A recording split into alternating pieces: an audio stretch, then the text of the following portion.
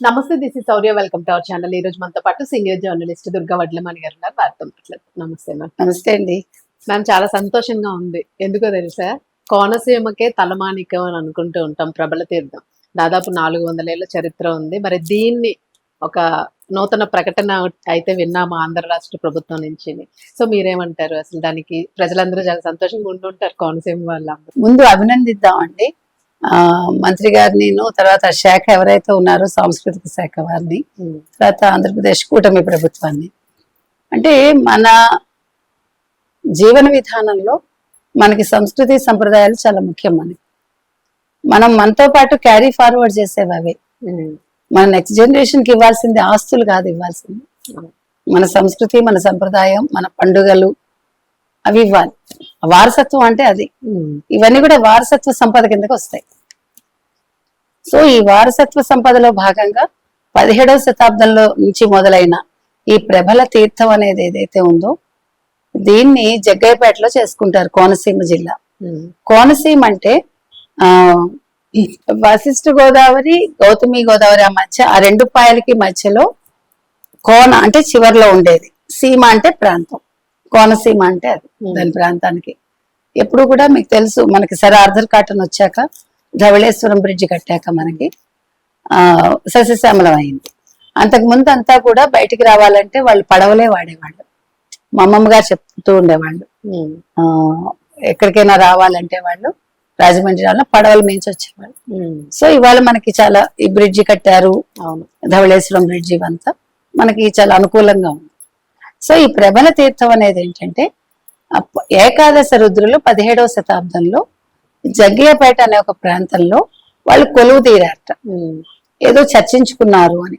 అందుకని అప్పటి నుంచి ప్రభలు ఎలా కడతారంటే, వెదురుని వంచి వాటిని కడతారు. కట్టి దానికి రంగురంగుల గుడ్డలతోటి దాన్ని కప్పి ఆ రుద్రుల్ని తీసుకొస్తారు. అందులో కూడా ఒకటి చాలా ఎత్తుగా ఉంటుంది అన్నమాట. ముఖ్యంగా అక్కడ వాళ్ళు ఆ గోదావరి దాటేటప్పుడు దాన్ని అక్కడ దించకుండా తీసుకొస్తారు. చాలా దూరమే మేడం, చాలా దూరం. కూడా వాళ్ళు తీసుకొస్తారు.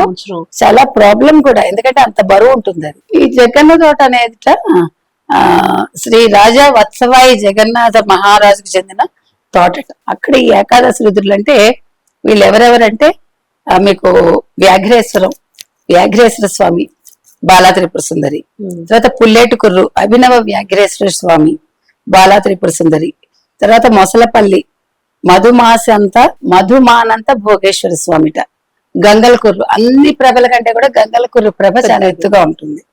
చెన్నమల్లేశ్వరుడు, గంగలకూరు అగ్రహారం వీరేశ్వరుడు, తర్వాత పెదపూడి మేనకేశ్వరుడు, ఇరుసుమండ ఆనందరామేశ్వరుడు. ఇప్పుడు ఇరుసుమండ అంటే నిన్న బ్లోట్ అయింది అది.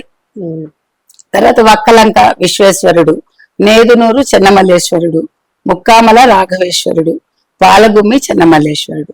సో వీళ్ళందరూ కూడా ఈ ప్రభలని మోసుకుని వస్తారనమాట. అంటే ఒక్కొక్క ప్రాంతం నుంచి ఒక్కొక్క ప్రభను తీసుకొస్తారు. ఈ 11 గ్రామాల నుంచి ప్రభలు వస్తాయి మీకు. వస్తే ఏంటంటే, ఇక్కడ ముఖ్యంగా ఆ మధుమానంత భోగేశ్వరుడు ఎవరైతే ఉన్నారో, ఆ మొసలపల్లికి చెందిన ఆయన వీళ్ళకి ఆతిథ్యం ఇస్తారనమాట మిగిలిన ప్రభలకి. సో వీళ్ళందరూ కూడా, సో ఈ ఏకాదశి రుద్రులకు అధ్యక్షత వహించేది వ్యాఘ్రేశ్వరానికి చెందిన రుద్రుడు శ్రీ వ్యాఘ్రేశ్వరుడు. తర్వాత వీళ్ళు ఏం చేస్తారంటే, ఈ ఒక్కొక్క ప్రభ వస్తుంది కదా, తోటలోకి రాగానే మిగతా ప్రభలన్నింటినీ ఒకసారి ఎత్తి దించుతారు.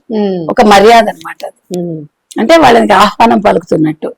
తర్వాత ఈ 11 శివుళ్ళకి కూడా వ్యాఘ్రేశ్వరుడే అధిష్టానం. ఇక్కడ ఇంకో విశిష్టత ఏంటంటే, గంగలకుర్రు ఇందాక మనం చెప్పుకున్నట్టు రుద్రప్రభలు ఈ తోటకి రావాలంటే మధ్యలో కాలం వస్తుంది, కౌశిక నది దాటాలి. సో అక్కడ అసలు చాలా కష్టం అన్నమాట, చాలా లోతు ఉంటుంది. వాళ్ళు హరహర అంటూను శరభ అంటూ వాళ్ళు దాన్ని అలాగే మోసుకుని వచ్చేస్తారు. మామూలుగా చాలా లోతు ఉంటుంది. నేను చూసాను చిన్నప్పుడు చాలా సార్లు ప్రబల తీర్థానికి వెళ్ళాను నేను. చాలా సందడి ఉంటుంది మేడం, చాలా సందడి. మీకు ఇంకో సంగతి ఏంటంటే, మాకు తెలిసి చిన్నప్పుడు ఈ ప్రబల తీర్థం, తర్వాత సుబ్రహ్మణ్య షష్ఠి, ఈ సమయంలోనే మాకు ఖర్జూరాలు దొరికేవి. అవును ఖర్జూర పళ్ళు మామూలుగా దొరికేవి కాదు. అవును. అందుకని వాటి అదొక కోసమే. ఇష్టం అన్నమాట. అవును. ఈ జీళ్ళు ఇవన్నీ కూడా అంటే మీరు అది అక్కడ ఉండుంటే మీకు అనుభవం తెలుస్తుంది. అవును. రకరకాలుగా అన్ని కూడా. అవును. సో ఆ రకంగా జరుగుతుంది అనమాట. సో సాక్షాత్తు పరమేశ్వరుడే ఇక్కడ కొలువైతాడు ఈ రుద్రులందరిలో అనుకుంటారు. ఇంకా అవే విగ్రహాలు ఆ, కాకుండా అవే అవే దేవుళ్ళ ఉంటాయి. కింద. అట్లా మీకు అవి చూస్తే ఆ ప్రభలకు కడతారన్నమాట. ఉమ్. ఇట్లా యూ షేప్ లో వస్తాయి, అవును. చాలా హైట్ ఉంటాయి. ఉమ్. సో అదేంటంటే వాళ్ళు ఏమైనా కూడా వరద వచ్చినా వాన వచ్చినా ఏది లెక్క చేయకుండా ఖచ్చితంగా తీసుకొస్తారు. ఉమ్. ఇలాంటివన్నీ కూడా ఈ వారసత్వ సంపదగా యునెస్కో గుర్తిస్తూ ఉంటుంది కదా, ఉమ్. వీటిని కూడా గుర్తించాలండి. అవును. ఎందుకంటే 400 సంవత్సరాలుగా జరుగుతోంది అంటే అవును. అది చిన్న విషయం కాదు విషయం కదా. 20 మంది మామూలుగా మోస్తారు. ఉమ్. ఈ ప్రభకి కౌశిక నది దాటేటప్పుడు ఈ గంగలకుర్రు ప్రభకి మాత్రం 30 to 50 మంది దాన్ని ఎత్తుతారట. ఉమ్. అంత బరువు ఉంటాయి. అందులో వెదురు అంటే బరువు కదా. అవును.